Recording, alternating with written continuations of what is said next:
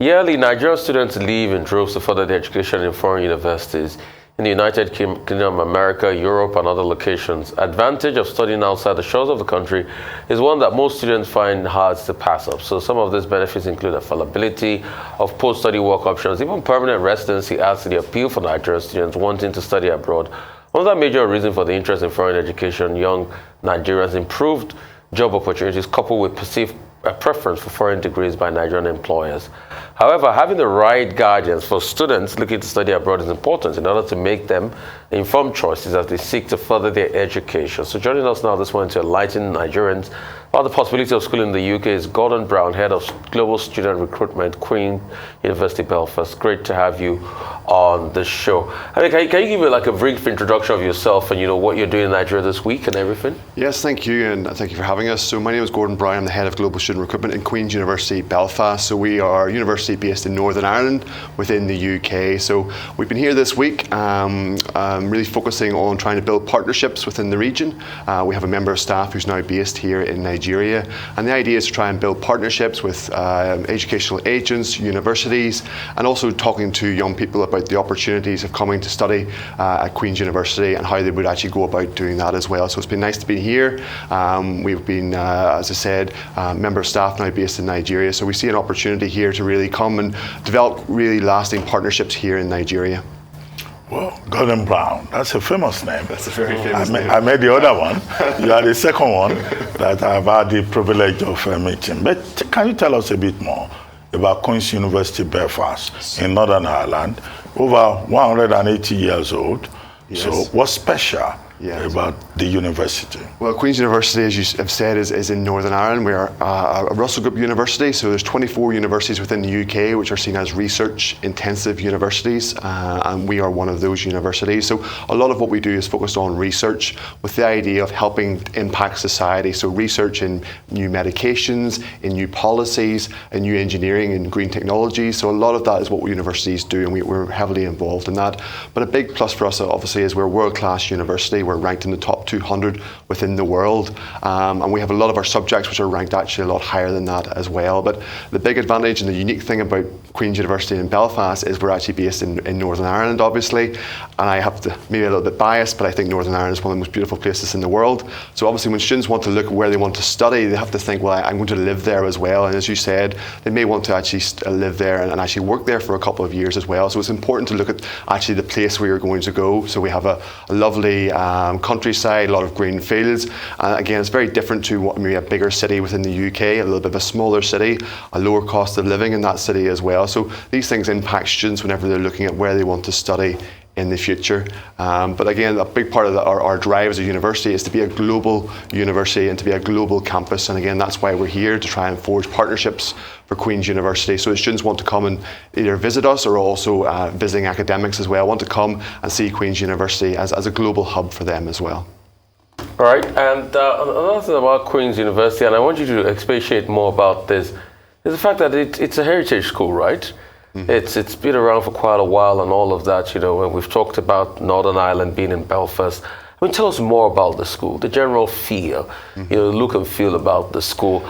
And also, very importantly, pastoral services, for people that are just coming in. Certainly. Yeah. So yes, as you said, we were founded in 1845. We're actually the 9th oldest university in the UK, and quite often voted one of the most beautiful campuses. So we have our lovely, beautiful Lanyon building, which is almost 160 years old itself. So again, a lot of heritage there as well, and a lot of time spent in building up the local economy within Northern Ireland as well, and supporting the development of talent within Northern Ireland, and that's led to a prosperous Northern Ireland as well. And obviously that impact we've had within the local society as well has been throughout the many years as well. Obviously Northern Ireland has a history as well and a past as well, and Queen's University has played its part in the reconciliation for Northern Ireland as well, and bringing forward supporting initiatives like the Good Friday Agreement and things like that. So Queen's University has its place to play in all of that as well. But obviously you're right, when students want to come to Queen's University, there's a big step for them.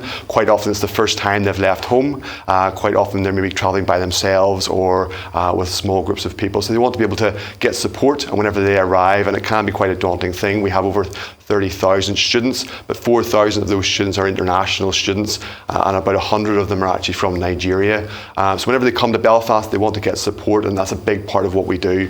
We support them through that journey to come to university. Lots of questions early on about where am I going to live, what's my course going to be like. Whenever they arrive in Queensland, then we have a wraparound pastoral care service. So if they live in our accommodation, they have residential support as well, 24/7 to help them if they have any problems or want to talk to anybody. And that's a big part now of student life as well, to make sure they're supported as well. But a big thing we do obviously is focusing on their future.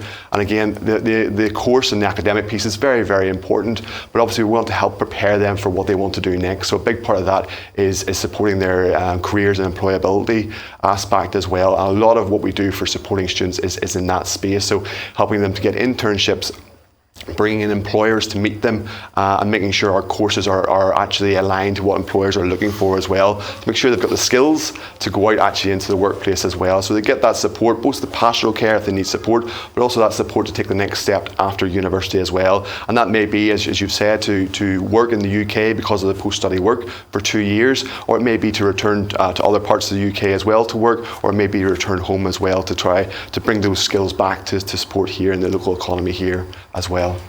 Okay, Queen's University, Belfast, Northern Ireland. Good. Can you give us an idea of how many Nigerian students are there at the moment? And the second thing, the timing of your visit. I know that before school resumption, that's when, university advisors come visiting. But you are coming after the students have gone. I mean, 2 members of my family, one is in Essex, another one is in Exeter, and all of that. But, so why are you visiting now? Yeah. After the students have all gone? Is this for the January admission or, for September admission? Yeah. Just give us an idea of the purpose of your visit. Yeah, well, the purpose of on the Nigerian piece, first of all, we have about 100 students from Nigeria who are in Belfast studying, and some of them are not there by themselves, some of them have brought their families as well, and we have a very exciting community that's starting to develop now with Nigerian students as well, so it's great to see them. They're very enthusiastic about bringing their culture as well. We have lots of opportunities for our international students to share their culture as well, which is a big part, obviously, of being a global campus. But you're right, we've obviously had just the intake now for September 2022, but now we're trying to get ahead for September 2023. And it does take time. It's a big decision. It's a big investment for a lot of families as well about where to go. So we're here quite early on to sort of have that conversation with people about maybe what they want to study, and then help them with the planning of that. So there's an application, there's consideration for accommodation and things like that as well. But also, it's not just the recruitment side, it's also looking at how we build up those partnerships as well. And those are any time of the year. So looking for school partners, university partners. And while we've been here, we've been able to engage with some local schools. We're doing some workshops with some of the young people as well. So it's a great opportunity for them to experience what it's like to some of the more fun aspects of project work that we do as well. So it's good timing that way. All right. So what should anyone that is considering studying at Queen's do next? Listen to you now. No, certainly. So if they were to search for Queen's University Belfast, they would find our website. And I always encourage people to do lots of research. This is a big decision, so do lots of research. That's on our website. We have a representative that's here based in Nigeria as well. He'll be attending lots of events and things in the region as well, and his details are there as well for them to find. So do lots of research. Find out what your background is and what you want to apply for, but also thinking ahead as well. Obviously, what are the employability aspects of that as well? Where would I go with whenever I get this qualification as well? And the best thing as well is to contact us. We are very friendly people. We're known for being friendly, and we're very open to conversations with lots of students who are interested in studying but just want to find out more. So do your research, ask us lots of questions, ask us really challenging questions as well about what the course is going to do and where I'm going to be. And then from there, we kind of start up an application. And applications are now open for September 2023.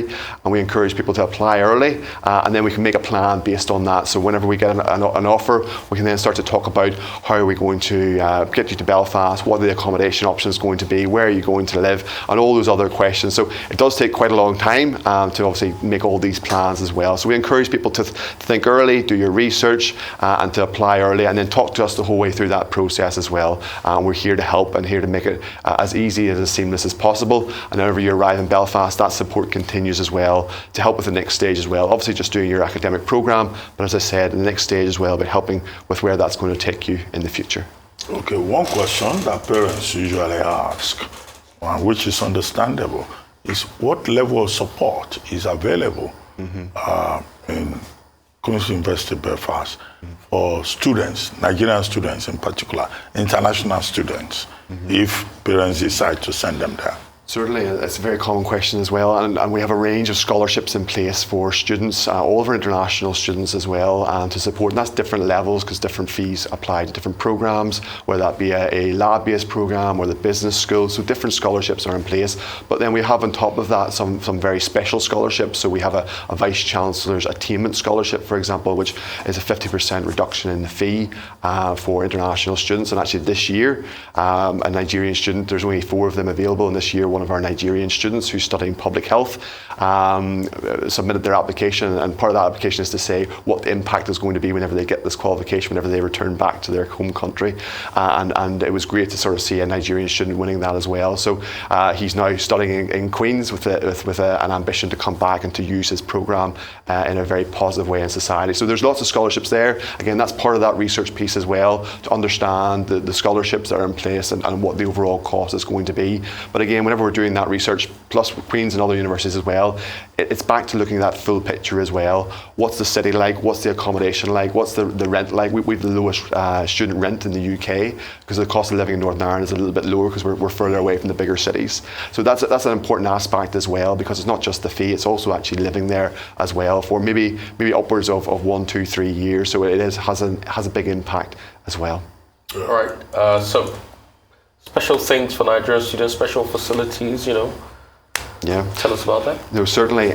So how we teach is maybe a little bit different to some different parts of the world. So a lot of our focus is really on practical, project-led skills. So a lot of work is done together with students, which is how the real world works. We try to get people into groups as much as possible. But we have some very special, specific facilities that have been bought or sort of been built to support this. So, for example, in medicine, we have a brand new InterSim centre. So it's all simulation.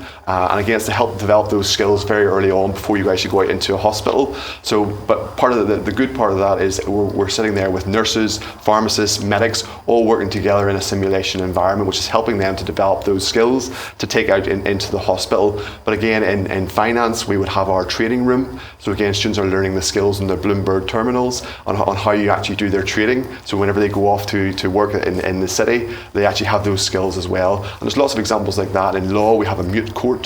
So it's actually, it's not a classroom, you go in, it's set up as a court. But the idea then is to do case studies and mock trials to develop those skills as well. So it is a little bit different to how maybe other countries handle their education. It's not all just sitting in a room listening to lectures, although that is part of it. But it's important to develop a range of skills. And again, what we found is, particularly for employment, that's really well received. Employers appreciate that because they're not having to then start from day one to try and build up some skills. They're coming in already with a lot actually that they've experienced as well, which is really, really good, and again helps that next step after university as well. Well, thank you very much, Gordon Brown. I'm sure I will check out your university, and I'm sure that others who listen to today will also do the same.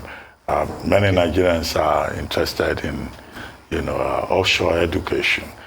Thank you very much.